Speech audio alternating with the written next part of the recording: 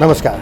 कार्यक्रम अलग धारमा यहाँलाई हामी हार्दिक स्वागत गर्न सक्छौँ। आज हामी विभिन्न अपराधमा आरोपित सांसदहरूसँग पक्राउसँगको आजको अलग धारलाई जोडेका छौँ। तलागौँ आजको प्रस्तुति।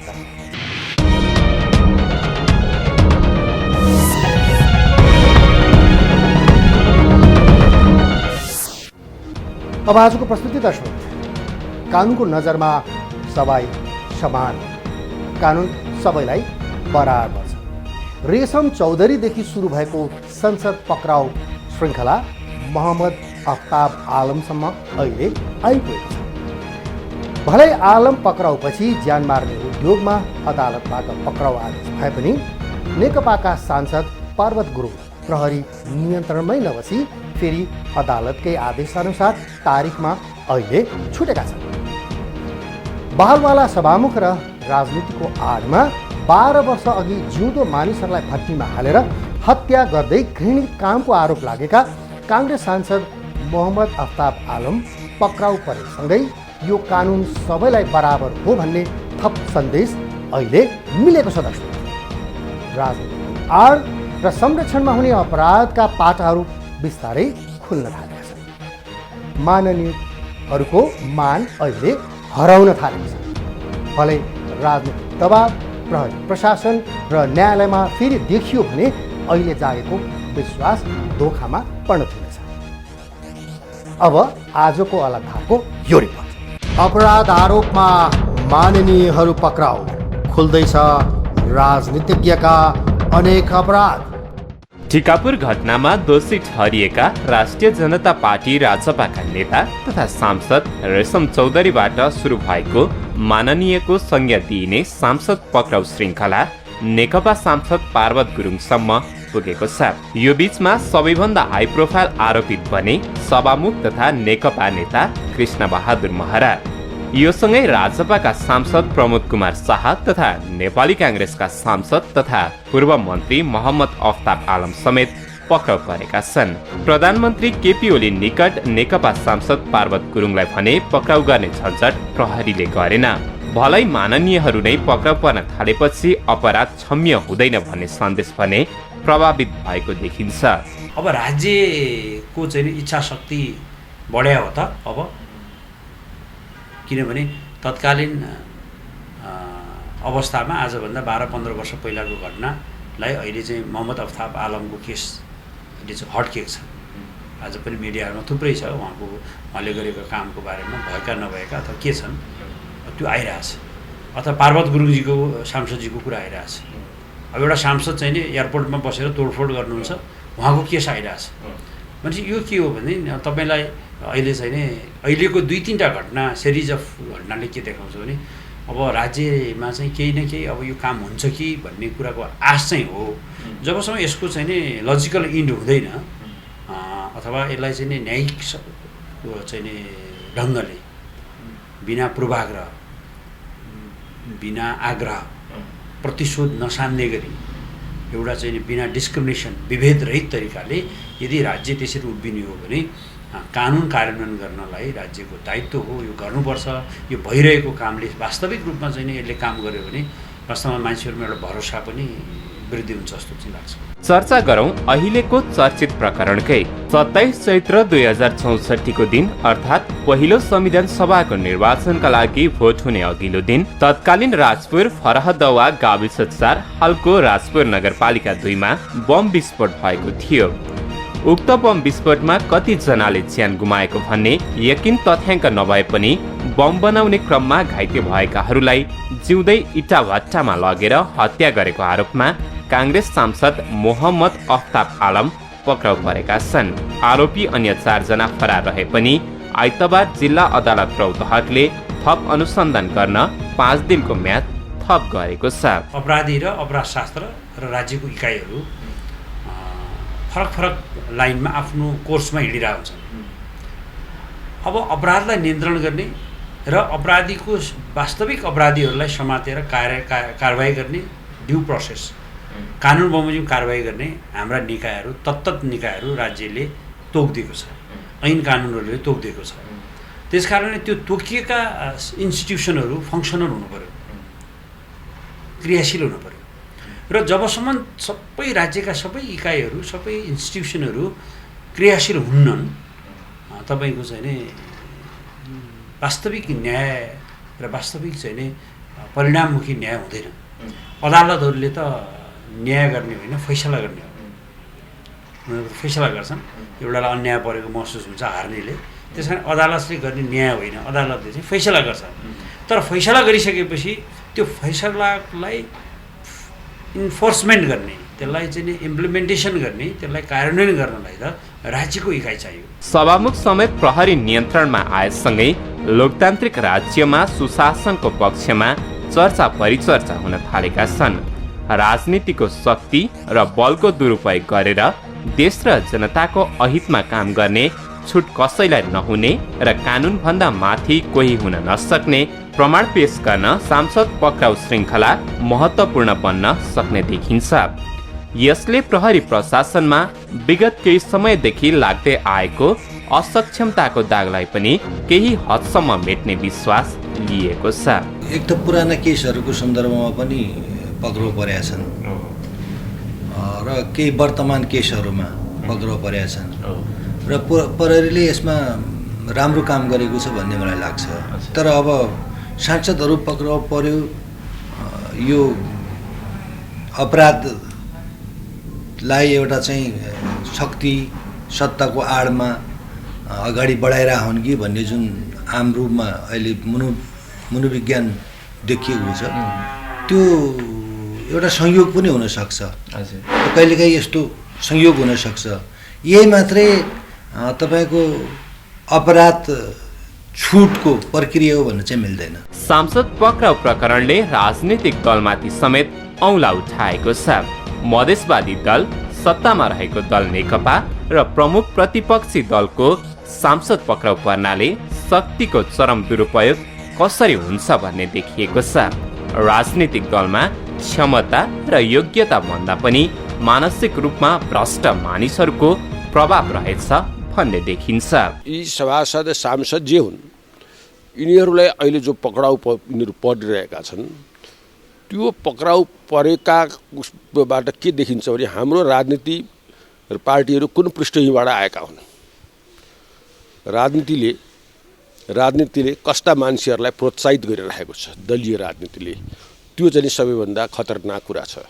यिनीहरू अदालतका आदेशले अथवा जाहेरी दरखास्त दिने चाहिँ मानिसले ज्यादती गरेको कारणबाट उजुर गरेपछि यी पक्राउ परेका हुन्। तर कसैको उसले पनि उजुर गर्न नसक्ने मानिसहरू अझै पनि छन् भन्ने कुरा केबाट देखिन्छ भने आलमको केसबाट देखिन्छ। 12 वर्षमा त आलमको केस गुपचुप नै रह्यो।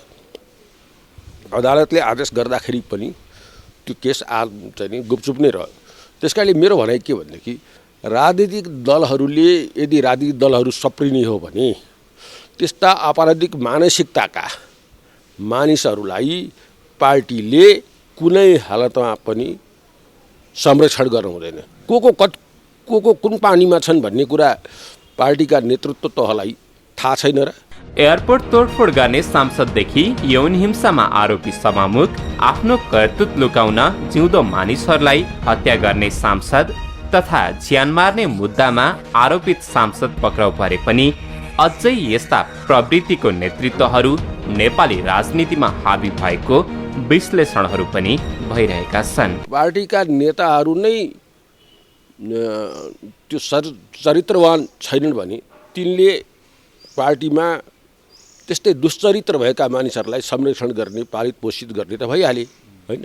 त्यसमध्येमा चुइएका 2-4 घटना हुन् कि चुइएका 2-4 घटना हुन्। यस्ता मानिसहरू अत्यन्त छन्। दलहरूले लोकतन्त्रलाई बचाउने हो भने नेताहरू आफैले पनि गरेका अपराधका निमित्त नेपाली जनता समक्ष अब हामीले जे जति गऱ्यौँ अब त्यो काम अब हुँदैन भनेर कालिदासै बन्न सक्नुपर्छ। होइन भने यी नेताहरूले त्यस्ता चाहिँ सभासद, सांसद, पालिकाका जनप्रतिनिधि ती सबैलाई यिनीहरूले सधैँ संरक्षणै दियाउँछन् र पाएसम्म संरक्षण दिन्छन् भन्ने कुरा चाहिँ केबाट पनि देखिन्छ भनेदेखि अहिले शेरबहादुरजीले हिजो अस्ति निकाल्नुभएको वक्तव्य छ नि, त्यो वक्तव्य होइन, उहाँले बोल्नुभएको कुरा छ नि, त्यो बोल्ने भएको कुराले स्पष्ट रूपमा के देखिन्छ भने राजनीतिक दलहरू अपराधी पृष्ठभूमिका मान्छेहरूलाई जोगाउन नै पहिलो लागि पर्दा रहेछन्। अनि नसक्ने भएपछि मात्रै अनि कानुन बमोजिम निष्पक्ष न्याय हो भनेर भन्दा रहेछन् भन्ने कुरा यो ज्वलन्त उदाहरण होइन र। यो प्रकरणले राजनीतिक प्रवृत्तिको चरित्र उदाङ्गो पारे पनि राजनीतिक दबाव मुक्त भएर प्रहरीले अनुसन्धान गर्न सक्छ कि सक्दैन भन्ने प्रश्न पनि उत्तिकै जन्मिएको छ। पुलिस पनि त यही समाजको अभिन्न अङ्ग हो नि। यो जुन शासन व्यवस्था छ, टोटल स्ट्रक्चर छ देशको, जुन हाम्रो कार्यशैली छ, जुन समाजको मनोविज्ञान छ, त्यसको असर स्वाभाविक रूपमा पुलिसलाई पनि पर्छ। किन पुलिस पनि कतै न कतै पोलिटिकल पार्टिजहरूबाट, उनीहरूको इन्फ्लुएन्सबाट उनीहरू सत्तामा जाने, उनीहरूबाट मन्त्री हुने, गृहमन्त्री हुने, प्रधानमन्त्री हुने भएपछि कतै न कतै प्रत्यक्ष अप्रत्यक्ष रूपमा पुलिसलाई पनि त्यसको प्रभाव चाहिँ पर्छ, पर्नु स्वाभाविक पनि छ। किन यो हाम्रो पद्धति यसरी चलेको छैन कि एउटा सिस्टम पर्मानेन्ट सिस्टम बसेको छ र सिस्टमले सब गभर्न गरेछ भन्ने त छैन। व्यक्तिको लहरमा, व्यक्तिको इच्छामा, व्यक्तिको इन्फ्लुएन्समा, पार्टीका नीति अनुसार देश चल्ने भएपछि यो समस्याहरू त आइरहन्छन्। हो दर्शक, सांसद पक्राउ प्रकरणले नेपाली राजनीतिमा कस्ता पात्र हाबी छन् भन्ने प्रश्न आएको छ। योग्यता र क्षमताको आधारमा राजनीति गर्ने भन्दा पनि शक्ति दुरुपयोग र तागतको भरमा राजनीति हुन्छ भन्ने देखाउन थालिएको छ। आलम प्रकरणमा काङ्ग्रेस सभापति शेरबहादुर देउवा र पूर्व महामन्त्री कृष्णप्रसाद सिटौलाले काङ्ग्रेस सक्ने ग्रान्ड डिजाइनको संज्ञा दिइरहँदा समाजमा नकारात्मक सन्देश गएको छ। देशले नेकपाका सांसद पार्वत गुरुङ पक्राउ नै नपर्नुले पनि सुखद सङ्केत गरेन। बाँकी अलग धारको यो रिपोर्टमा अग्नि परीक्षामा प्रहरी प्रशासन, राजनीति प्रभावमुक्त न्यायको अपेक्षा। हामी कहाँ कानुन छ। लोकतान्त्रिक राज्य व्यवस्था कानुनमा व्यवस्था गरिएको छ, तर राजनीतिको शक्तिले कानुन र यसका अङ्गहरूलाई नराम्ररी प्रभावित पारेको छ। न्यायालयदेखि प्रहरी प्रशासन, केन्द्रदेखि स्थानीय स्तरसम्म राजनीतिको रापतापले सेकिएको छ।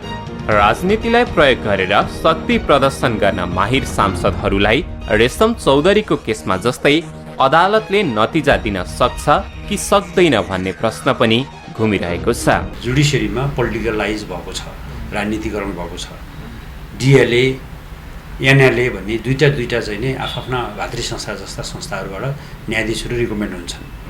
न्यायाधीशहरू चाहिँ नि शपथ ग्रहण गरेपछि सम्बन्धित पार्टीका नेताहरूलाई गएर पार्टी कार्यालयमा गएर भेट्छन्। यो त मिडियामा बाहिर आइरहेको छ। त्यस कारणले उनीहरू प्रभावित हुने, न्यायमूर्ति हुने न्यायाधीश, श्रीमान न्यायाधीशहरू न्यायमूर्ति हुने र न्यायिक निरूपणको एउटा चाहिँ नि विशुद्ध चाहिँ नि एउटा कुर्सीमा बसिसकेपछि उहाँले राजनीतिक धर्म, वर्ग, समुदाय नहेरिकन कानुनले, संविधानले, वर्तमान अपराधसँग सम्बन्धित विभिन्न नजिरहरूले के भन्छ त्यसलाई मात्रै हेरेर उहाँहरूले चाहिँ नि निर्णय गर्नुपर्ने हुन्छ। तर पछिल्ला क्रमहरूमा चाहिँ जुन न्यायपालिकाभित्रमा जुन विचलन आउन थालेको छ, न्यायपालिका ठुल्ठुला स्क्यान्डलमा, एनसेल लगायत, व्हाइट बडी लगायत विभिन्न ठुल्ठुला करका स्क्यान्डलहरूमा न्यायपालिका मुछिएको छ। पार्लियामेन्टमा, नेपालको हिस्ट्रीमा चाहिँ पार्लियामेन्टमा न्यायपालिकाले सर्वोच्च अदालतले गरेको निर्णय उप चाहिँ पार्लियामेन्टमा डिस्कस भयो, समितिमा डिस्कस भयो र पार्लियामेन्टको न्यायिक समितिको चाहिँ नि अध्यक्षले चाहिँ कृष्णभक्त पोखरेलजीले रिभ्यू गर्नुपर्छ। उहाँ पनि एडभोकेट हो। सर्वोच्च अदालतको चाहिँ फैसलालाई हाम्रो पार्लियामेन्ट्री प्रोसिडियरभित्र इन्डोर्स गरेर त्यहाँ पनि छलफल गर्नुपर्छ भन्ने आवाजहरू उठेको त पुष्टि भइसकेको छ। भनेपछि असन्तुष्टिहरू बिस्तारै बिस्तारै बाहिर आएको छन् र त्यसलाई चाहिँ नि एउटा स्केजभित्र, एउटा स्केलभित्र चाहिँ नि छलफलका क्रमहरू चलेको छ। त्यसले गर्दा अब हामीले खोजेको न्यायपालिका स्वतन्त्र, निष्पक्ष, निर्भीक, नन पोलिटिकल होस् भन्ने सबैको चाहना हो। प्रहरी प्रशासनमा पनि यही प्रश्न उठेको छ। राजनीतिक इसारामा आफ्नो कदम अघि बढाउने उपल्लो तहले कतिको दबाब झेल्न सक्छ भन्ने प्रश्न पनि जन्मिएको छ। अहिले जुन बिगविगहरू पुलिस हिरासतमा छन् त्यसले पुलिसले चाहिँ कानुन उल्लङ्घन गर्ने कसैलाई पनि छोड्दैन भन्ने मेसेज पनि गएको छ। र अर्को चाहिँ ढिलो चाँडो अपराधी कानुनको कठघरामा उभिन्छ भन्ने सन्देश पनि गएको छ। यसैले यसलाई एउटा सकारात्मक रूपमा पनि लिनुपर्छ। तर अब सांसद मात्रै पर्यो भने यो एउटा संयोग हुनसक्छ। अनुसन्धान प्रक्रियामा गइसकेपछि छानबिन निष्पक्ष गर्न र त्यसलाई दुरुस्त गर्नका लागि पुलिसले कमी कमजोरी गर्न सक्दैन, किनभने त्यो भोलि रिटनमा हुन्छ, डकुमेन्टेसन हुन्छ। त्यो डकुमेन्टेसन भएको कुराहरू लिखितमा रेकर्डेड हुने कुराहरूमा पुलिस चुकेर गर्दैन या कसैले पनि चुकेर गर्न सक्दैन। त्यसैले यो छानबिनमा तलमाथि चाहिँ हुँदैन। तर इन्फ्लुएन्स हुने, त्यसलाई एउटा मनोवैज्ञानिक प्रभाव पार्ने कुरा त जुन कल्पित पक्ष छ त्यसबाट स्वाभाविक पनि छ क्या।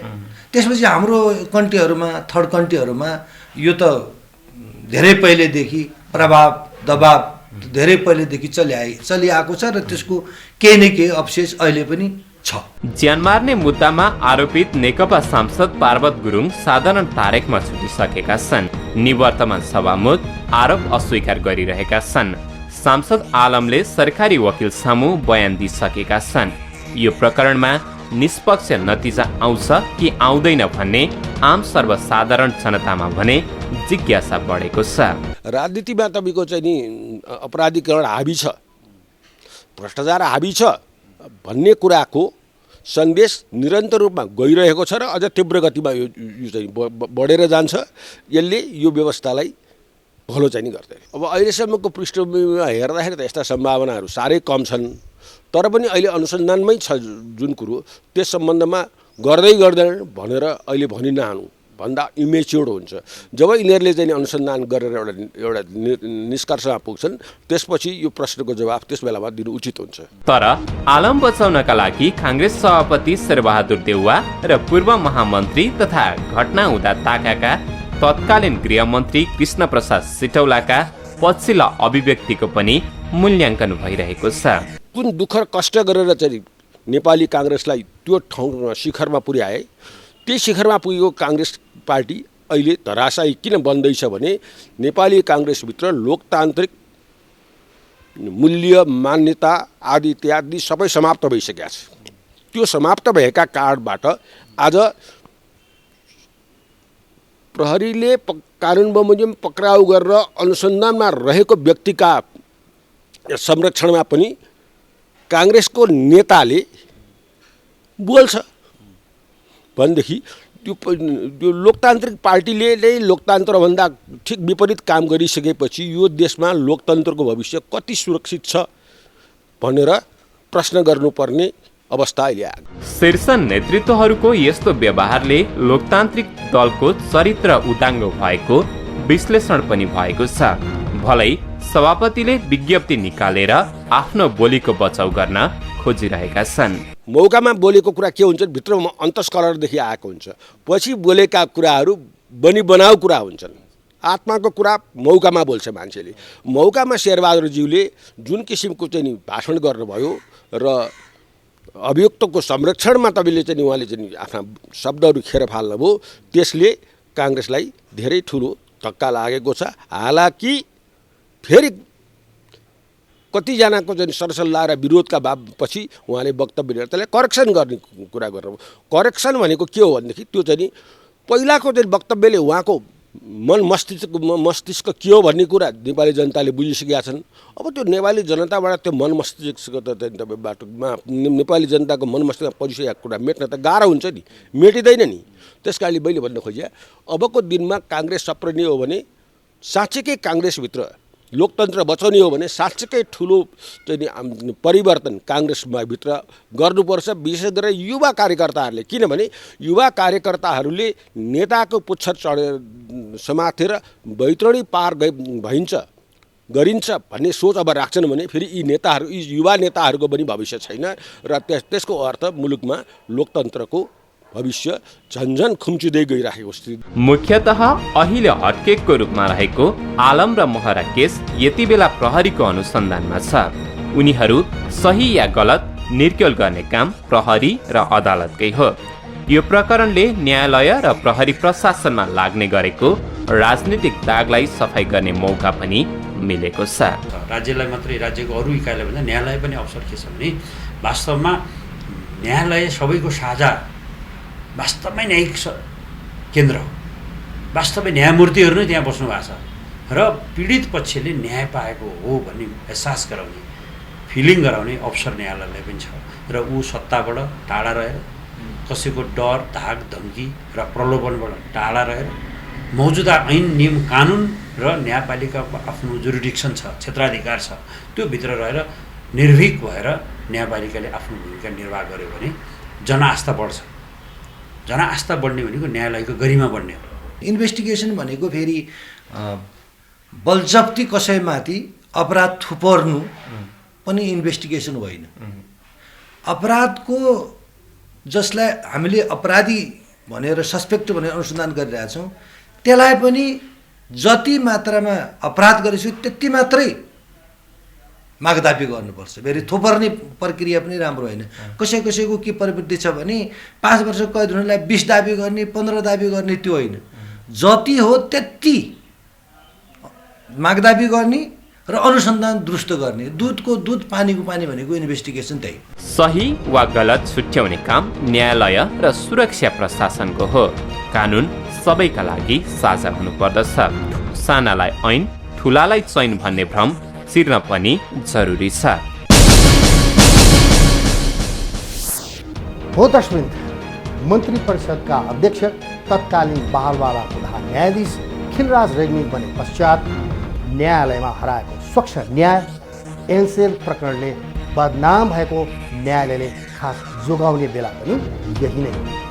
यस्तै 33 किलो सुन, निर्मला हत्या प्रकरण लगायतमा चुकेको प्रहरी प्रशासन पनि आफ्नो गुमेको विश्वास फर्काउने अवसर पनि यही हो दर्शकवृन्द। यसको मतलब अब न्यायालय र प्रहरी प्रशासनले राजनीतिक दबावमा नआई निष्पक्ष छानबिन र अध्ययनको माध्यमबाट दोषी भए कानुन बमोजिम कारबाही गर्न पछि पर्नु हुँदैन। सानालाई ऐन र ठुलालाई चैन भन्ने जनतामा परेको छापलाई मेट्ने बेला पनि यही नै हो दर्शक। यो थियो आजको अलग धारको विशेष रूप, जसलाई हाम्रा सहकर्मी रोमन आचार्यले तयार पारेका हुन्। यदि अलग धारलाई कुनै नयाँ सूचना, घटना, रोचक तथ्यहरू छन्, जानकारीहरू छन्, सल्लाह र सुझावहरू छन् भने यहाँहरूले हामीलाई दिन सक्नुहुन्छ। त्यसका लागि हाम्रो कार्यालयको टेलिफोन नम्बर 400653 मा कार्यालय समयमा बिदाको दिन बाहेक यहाँहरूले सम्पर्क गर्न सक्नुहुन्छ। यदि मोबाइलमा कुनै पनि बेला सोझै सम्पर्क गर्न चाहनुहुन्छ भने हाम्रो मोबाइल नम्बर हो 9802002006। त्यस्तै यहाँहरूले हामीलाई इमेल मार्फत पनि यहाँहरूले सन्देश दिन सक्नुहुन्छ। त्यसका लागि alagdhar@gmail.com मा यहाँहरूले हामीलाई इमेल गर्न सक्नुहुन्छ। त्यस्तै यहाँहरूले ट्विटर र फेसबुक मार्फत पनि फलो र लगअन गरेर हामीलाई हेर्न सक्नुहुन्छ। हस्त आजको अलग धारको प्रस्तुति यति। अलग धारको सम्पूर्णलाई बिदा दिनुहोस्। नमस्कार।